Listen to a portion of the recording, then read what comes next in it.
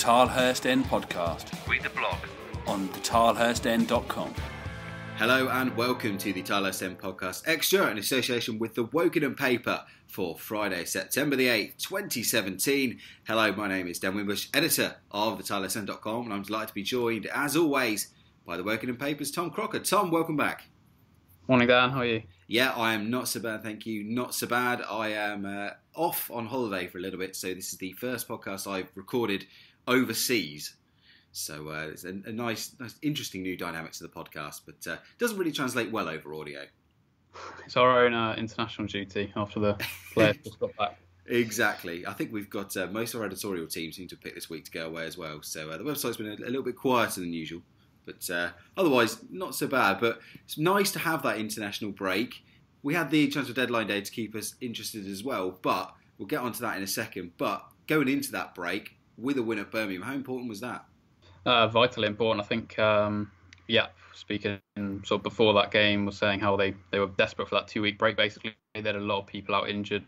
Signings there trying to bed in, and they wanted the break to come around as soon as possible. And then obviously they go and get the win, which you could say maybe they want to play again straight after that. But I think it's very much a case of getting that first away win under the belt and going into that break full of confidence. I think it's pretty similar to last year, if I remember rightly. They started similarly and then got a good away win before the break, and suddenly things look, that's right, and suddenly things look a lot more positive for those 2 weeks. You come back into it this weekend now and you're not desperate for a win. You're looking at it and thinking the table's looking a lot better now, and they've got the first away win, and it's all looking quite rosy now of the players that have come in as well. So I think that win at Birmingham and a good performance as well probably got Birmingham at a good time, the business they were doing after that. So it's all certainly a lot more positive after that game, and the squad's now looking a lot stronger as well. Deadline day came and went, Tom. We had Jacob South Clyde in a bush, but apart from that, not a lot happened at Reading. First of all, why do you think nothing actually materialised?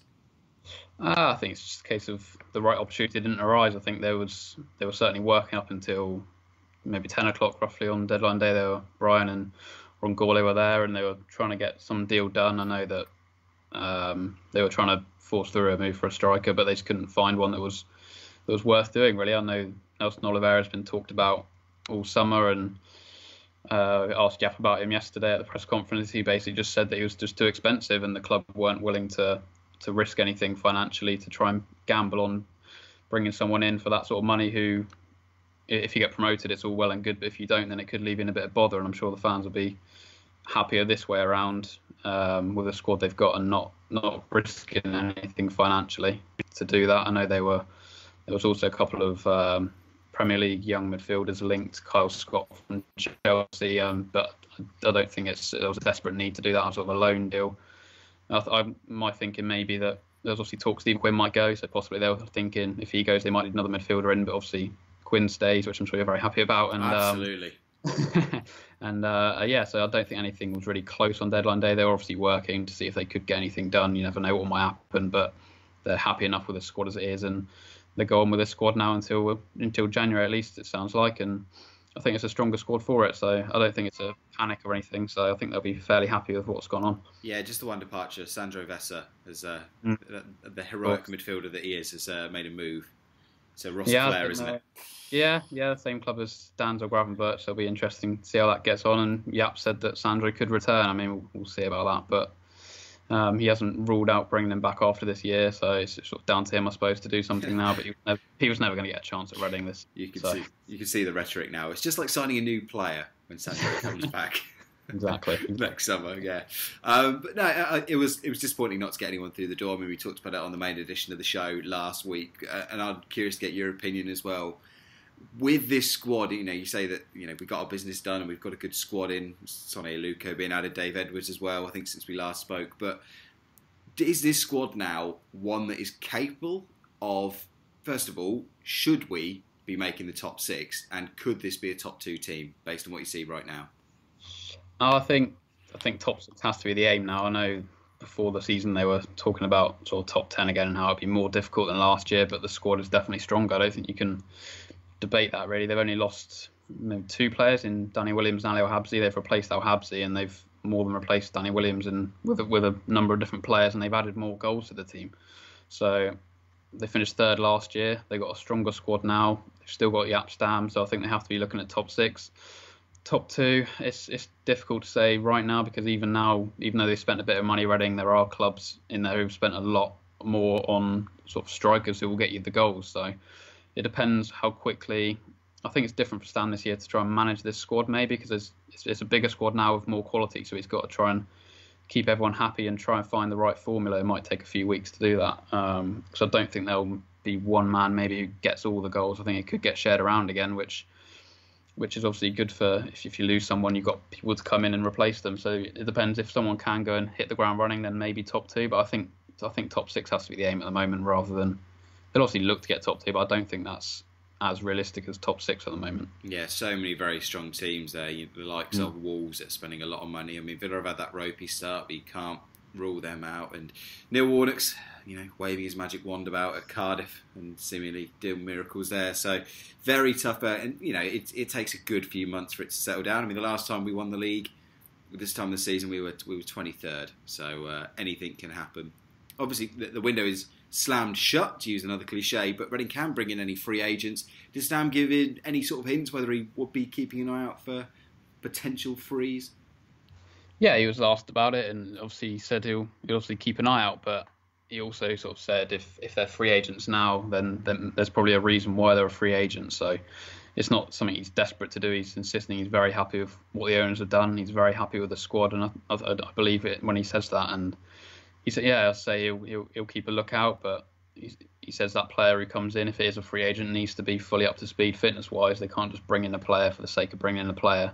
They need to make the team better if they're going to do that. And there's no targets, I don't think, at the moment for that. But obviously, if you suddenly get an injury crisis or something, then maybe you have a look. But I don't think it's an urgent need to bring a player in at the moment.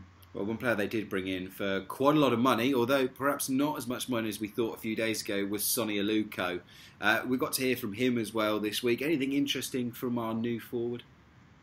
Yeah, obviously you mentioned the fee there. It's a bit of a curious one. Stam saying it's not as much as is being reported. It's still not entirely sure how much that was, but he's certainly the club record signing, I think. So he comes in on that big price tag. We actually asked him about that, and he sort of said he didn't even know that was the case until we asked him. So that's certainly not weighing on his mind at all. I know he's obviously had a couple of weeks training now because he wasn't on international duty or anything. He arrived with a little bit of an injury, I think, but he said he's all fine now and good to go. He's happy to play front line, and he said he basically joined Reading because of conversations with Jaap Stam and how he wants to use him. So he's eager to get going, basically, and he's happy to play anywhere across the 3 up front or 2 up front, however Stam plays it. And it was certainly Jaap's influence that got him to the club. Obviously, it's a World Cup year as well. He's not been involved in Nigeria for a couple of years, but he did score 2 goals the last time he played for them, and he's not ruling out that possibility either. So he'll want to keep his club form up, and if he can get Reading promoted, scoring a lot of goals, then he's bound to get some interest maybe internationally, despite the fact they got a strong squad. But yeah, I think he's a great addition to the squad. I don't think anyone will deny that, and hopefully he can hit the ground running with a goal on Saturday. Yeah, again, it goes to show that Stam effect that we hoped for, really. It is that sort of extra bit in the Reading's arsenal when trying to get players to sign for the football club. He can do that. He's got that reputation, and certainly already in his young managerial career, he's shown what he can do as well. So, fingers crossed, long may that continue. Going back to the players we already have and new signings as well, how are we looking injury-wise at the weekend? As mentioned, Bristol City, the visitors to the Nacy Stadium.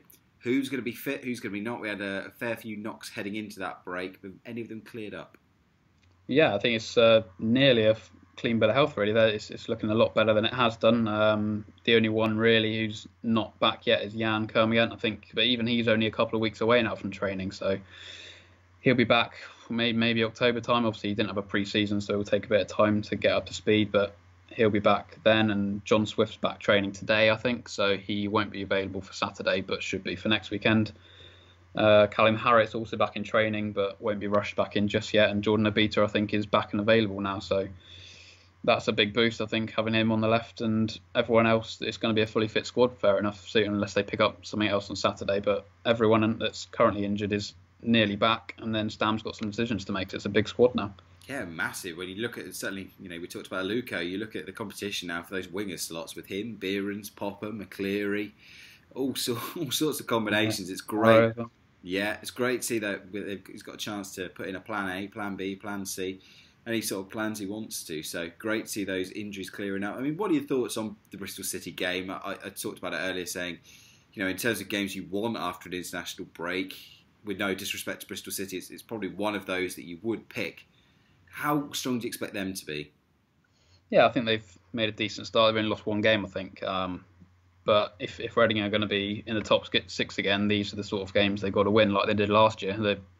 All the home games, they seem to scrape by one way or another, and they seem to pick up the points at home. And this feels very much like another one of those games where if they are serious about getting promoted, they've got to win these sort of home games, especially. They obviously come into it on the back of that away win at Birmingham, and if they were to then lose against Bristol City, obviously the Tuesday night game's been cancelled as well, so they'd have a game in hand and they could fall down the table again. So it's a big game, I think.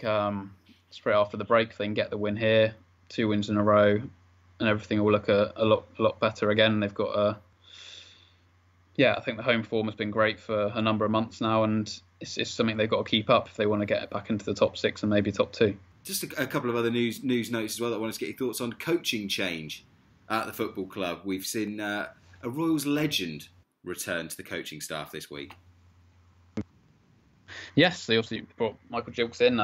It sounds like they got rid of Martin Call a few months ago, and they were looking to get someone else in. And Jaap's been talking about Michael Gilks, and he basically said that one of the top priorities when he was going to make that replacement was to get someone in who had knowledge of the club already and was a well-known face around the club. I think he's worked with some of the youth players before, so that's obviously helped as well. And he also pointed out that himself and Said Bukati were defenders, so he wanted to bring in someone with a more attacking mind as well on the coaching front. And he said it's not a case of having people around who will just say yes to him. He wants arguments within the coaching staff, really, and to sort of find the best way forward. So that's why he's been brought in, and obviously on paper it looks like a good fit. So obviously the change came in the 23s, and then Stephen Reid left as well. So Gilksy's come in as the man now and in the first team coach, and has been there for a couple of weeks, I think, working with the first team. So yeah, great. Yeah, that's the reason behind that one. Yeah, fantastic to see Gilksy back at the football club. The word legend is overused in football, but he really is a Reading club legend. Fascinated to see if he will go to work with Mo Barrow. See, getting a few tips on how to excite a Reading crowd from down the flank. So, all really good, Tom. I'm almost slightly nervous at how good everything seems to be at the moment. I've got that weird, that feeling of it's almost too perfect at the moment. I think that happens with a 2-week break when you've just won a game. There's nothing's gone wrong. I haven't lost any players, and the squad's looking strong again. And yeah, it is all positive now. Obviously, it can all change suddenly tomorrow, but yeah, right now it's all looking in a good space. The squad's good. Stam's happy with what he's got, and yeah, it's just on for the next few months now, and trying to put a winning run together, I think, is the next thing, because it's been a bit of a stop-start season so far. Yeah, absolutely. Well, stop-start wise, it's been everything's been great for us over the past couple of weeks. In terms of us as a prediction league, it's been a miserable start. We're all absolutely terrible. So we're going to start this off on a new foot. So I'm going to give you the first prediction for this one. How do you see it going? I think it'll be a home win. I'm not sure it'll be a sort of a swashbuckling performance. Maybe it might take a little while for these new players to bed in, but I'm going to go for a 2-1 home win this week. Excellent. I think I'm going to share your positivity, but I'm just going to go for a 2-0 home win for that. So I'll get the predictions from Westy, Mark, Johnny, and Handbags as well, and hopefully we can do well. As mentioned, no game in midweek. The Barnsley game rescheduled now for Tuesday, November the 28th. So just in case you hadn't heard that news, it's been moved for Carabao Cup reasons. So no game until the following weekend up at Brentford. In terms of when this show will be back, there'll be no main edition of the show this week. But hopefully, Tom, me and you can chat next Friday. And again, we'll have more positive things to talk about. Yes, fingers crossed. Look forward to it. Absolutely. And anything we can look forward to in particular at the Wokingham paper over the next week? We've got, you mentioned earlier, we spoke with Shawnee Aluko. So there's a piece going up with him this afternoon. And then it's obviously game day tomorrow, and then on to Brentford next week. So football's back, and there's plenty more to come from Reading-wise on the website, on WokinghamPaper.com, and on Twitter at Tom J Crocker. It'll be on there as well. Absolutely. Give Tom a follow and bookmark the paper as well. Of course, you can head over to the tilehurstend.com to read lots more opinion and analysis. We'll have our full player ratings and report up from the weekend. We've also got a piece today on why the Guardian have really sort of mugged Reading off this week in an article about ticket prices and lots of other bits and pieces. We've got a loan report up. You can find out how some of Reading's younger players are doing on their loan spells. And of course, just a very big thank you to everybody who continues to support the Tilehurst End via patreon.com. It's our crowdfunding source. It's literally the only way we sort of get money in through the door. So if you've got that couple of quid, you like what we're doing, you like listening to this show and reading what we put up on the website, head over to patreon.com/the Tilehurst End. That's patreon.com/the Tilehurst End. If you all go and do it now, I never have to mention it again on this show. So there's a good enough incentive as any. Tom, have a cracking weekend, mate, and I said hopefully we'll speak to you next week. Cheers, Dan. Take it easy. Ta-da. Get social with the boys. Find them on Twitter at the Tilehurst End and facebook.com/the Tilehurst End.